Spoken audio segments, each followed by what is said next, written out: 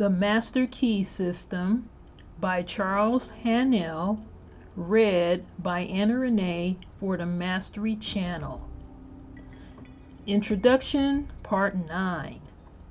In this part, you will learn to fashion the tools by which you may build for yourself any condition you desire. If you wish to change conditions, you must change yourself. Your whims, your wishes, your fancies, your ambitions may be thwarted at every step, but your inmost thoughts will find expression just as certainly as the plant springs from the seed. Suppose then we desire to change conditions. How are we to bring this about? The reply is simple. By the law of growth. Cause and effect are as absolute and undeviating in the hidden realm of thought as in the world of material things. Hold in mind the condition desired. Affirm it as an already existing fact. This indicates the value of a powerful affirmation. By constant repetition, it becomes a part of ourselves. We are actually changing ourselves. We are making ourselves what we want to be. Character is not a thing of chance, but it is the result of continued effort. If you are timid, vacillating, self-conscious, or if you are over-anxious or harassed by thoughts of fear or impending danger, remember that is axiomatic that two things cannot exist in the same place at the same time. Exactly the same thing is true in the mental and spiritual world, so that your remedy is plainly to substitute thoughts of courage, power, self-reliance, and confidence for those of fear, lack, and limitation.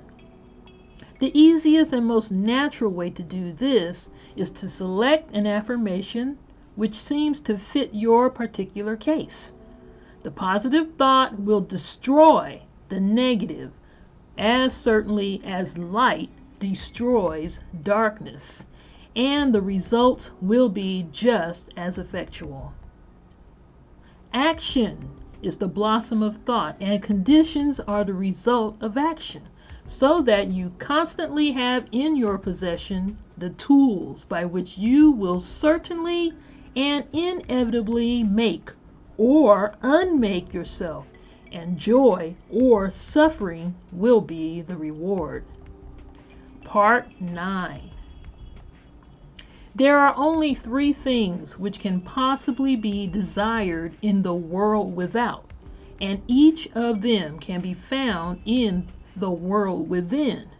The secret of finding them is simply to apply the proper mechanism of attachment to the omnipotent power to which each individual has access. The three things which all mankind desires and which are necessary for his highest expression and complete development are health, wealth, and love. All will admit that health is absolutely essential. No one can be happy if the physical body is in pain. All will not so readily admit that wealth is necessary, but all must admit that a sufficient supply at least is necessary, and what would be considered sufficient for one would be considered absolute and painful lack for another. And as nature provides not only enough, but abundantly, wastefully, lavishly, we realize that any lack or limitation is only the limitation which has been made by an artificial method of distribution. All will probably admit that love is the third, or maybe some will say the first essential necessary to the happiness of mankind. At any rate, those who possess all three, health, wealth, and love, find nothing else which can be added to their cup of happiness.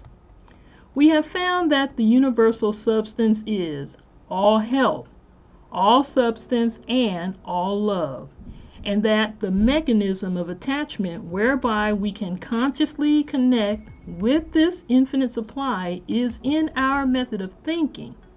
To think correctly is therefore to enter into the secret place of the Most High. What shall we think? If we know this, we shall have found the proper mechanism of attachment which will relate us to whatsoever things we desire. This mechanism may seem very simple when I give it to you, but read on. You will find that it is in reality the master key, the Aladdin's lamp, if you please.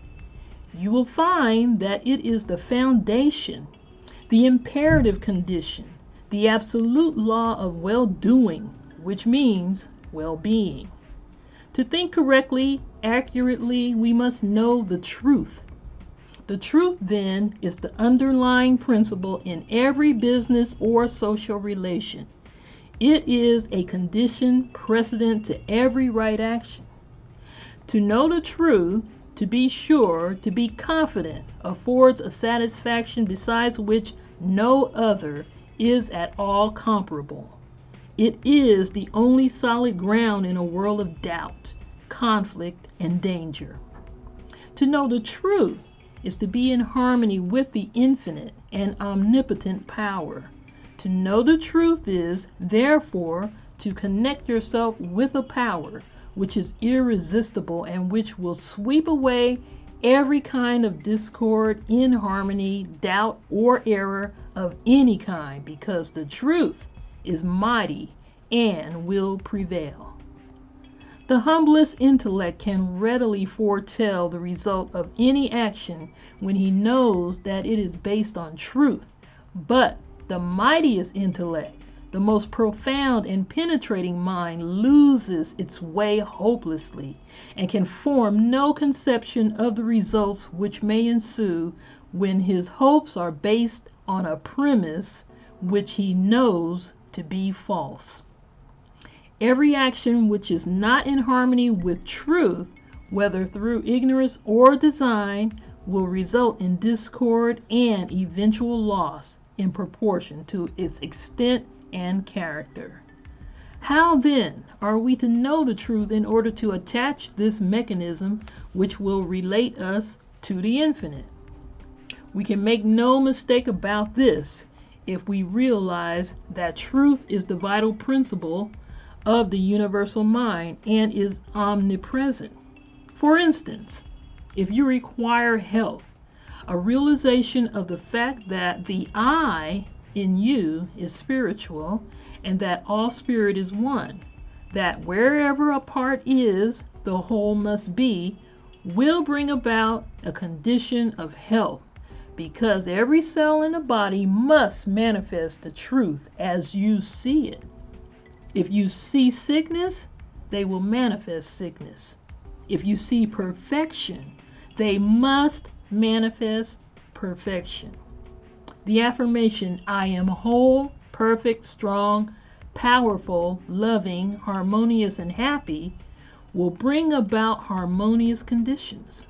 The reason for this is because the affirmation is in strict accordance with the truth. And when the truth appears, every form of error or discord must necessarily disappear. You have found that the I is spiritual. It must necessarily then always be no less than perfect. The affirmation, I am whole, perfect, strong, powerful, loving, harmonious, and happy, is, therefore, an exact scientific statement. Thought is a spiritual activity, and spirit is creative.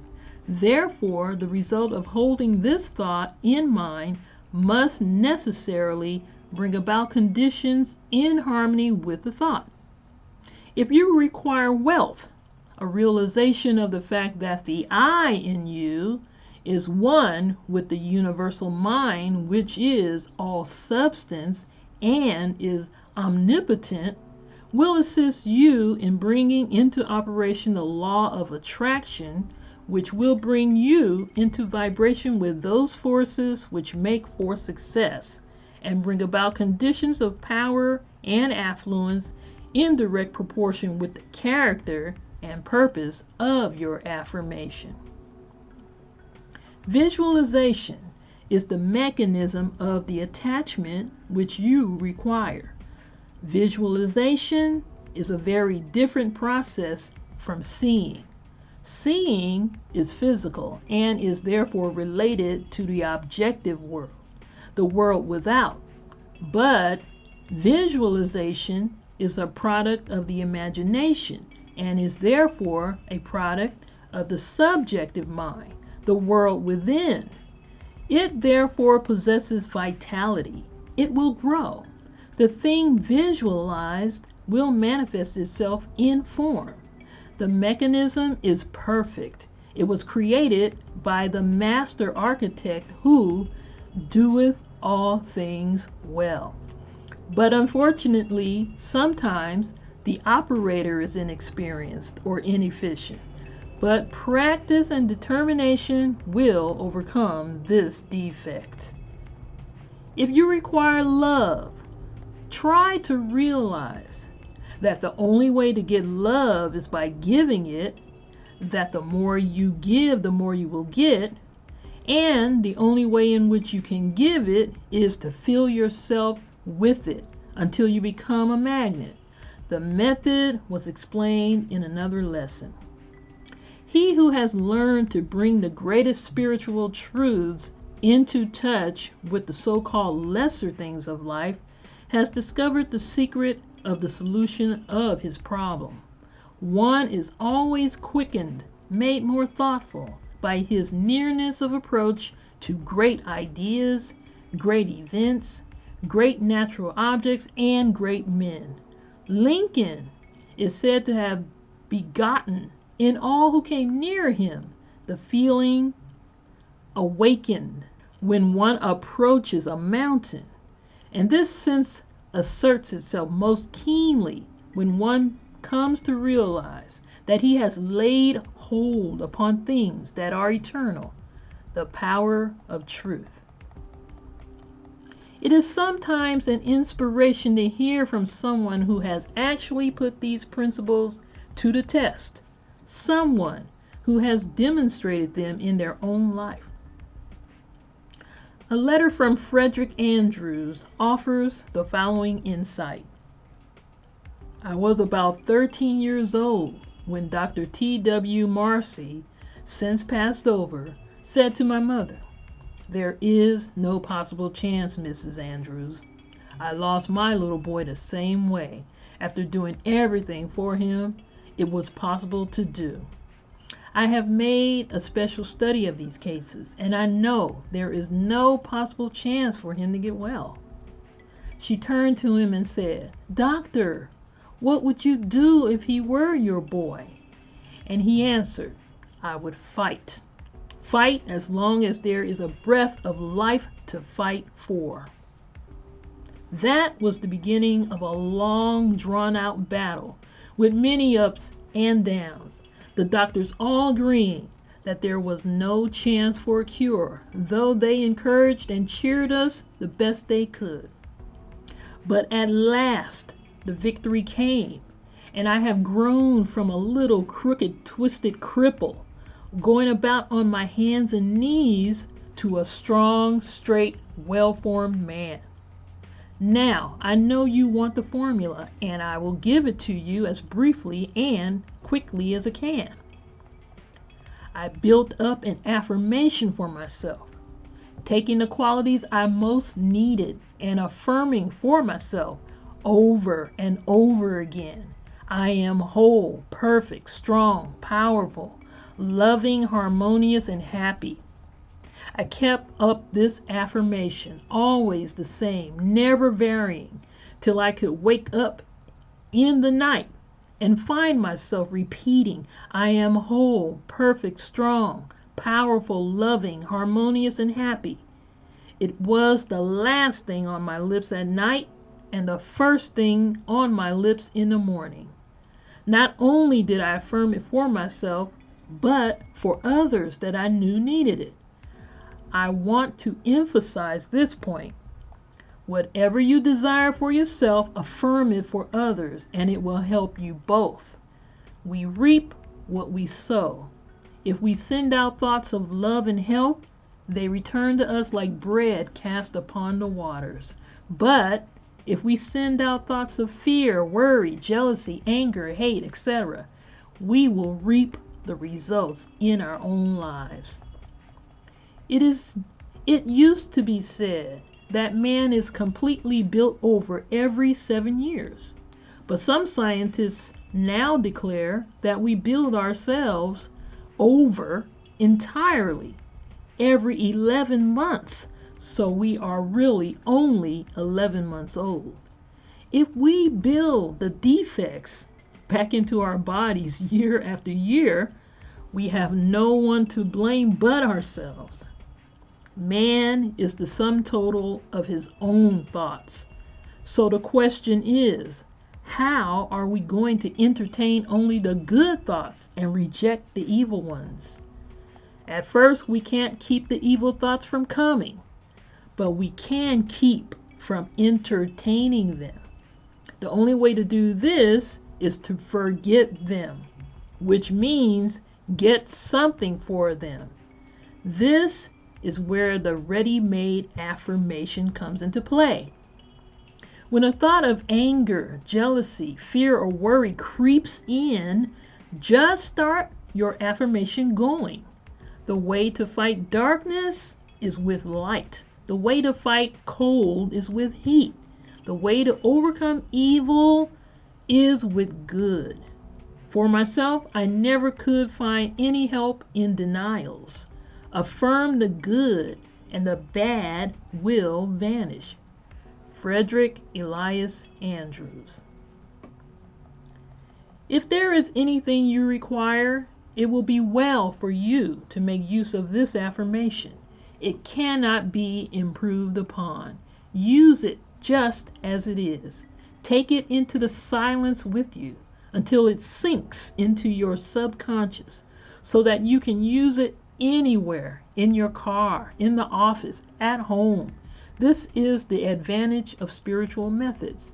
They are always available. Spirit is omnipresent, ever ready. All that is required is a proper recognition of its omnipotence and a willingness or desire to become the recipient of its beneficent effects. If our predominant mental attitude is one of power, courage, kindliness, and sympathy, we shall find that our environment will reflect conditions in correspondence with these thoughts. If it is weak, critical, envious, and destructive, we shall find our environment reflecting conditions corresponding to these thoughts. Thoughts are causes and conditions are effects. Herein is the explanation of the origin of both good and evil. Thought is creative and will automatically correlate with its object. This is a cosmological law, a universal law, the law of attraction, the law of cause and effect. The recognition and application of this law will determine both beginning and end. It is the law by which, in all ages and in all times, the people were led to believe in the power of prayer. As thy faith is, so be it unto thee, is simply another, shorter, and better way of stating it. This week, visualize a plant. Take a flower, the one you most admire. Bring it from the unseen into the seen. Plant the tiny seed. Water it. Care for it. Place it where it will get the direct rays of the morning sun. See the seed burst. It is now a living thing, something which is alive and beginning to search for the means of subsistence. See the roots penetrating the earth. Watch them shoot out in all directions, and remember that they are living cells dividing and subdividing, and that they will soon number millions. That each cell is intelligent, and it knows what it wants, and it knows how to get it. See the stem shoot forward and upward. Watch it burst through the surface of the earth. See it divide and form branches. See how perfect and symmetrical each branch is formed. See the leaves begin to form, and then the tiny stems, each one holding aloft a bud. And as you watch, you see the bud begin to unfold, and your favorite flower comes to view. And now, if you will concentrate intently, you will become conscious of a fragrance. It is the fragrance of the flower as the breeze gently sways the beautiful creation which you have visualized. When you are enabled to make your vision clear and complete, you will be enabled to enter into the spirit of a thing. It will become very real to you. You will be learning to concentrate, and the process is the same whether you are concentrating on health, a favorite flower, an ideal, a complicated business proposition, or any other problem of life. For every success has been accomplished by persistent concentration upon the object in view.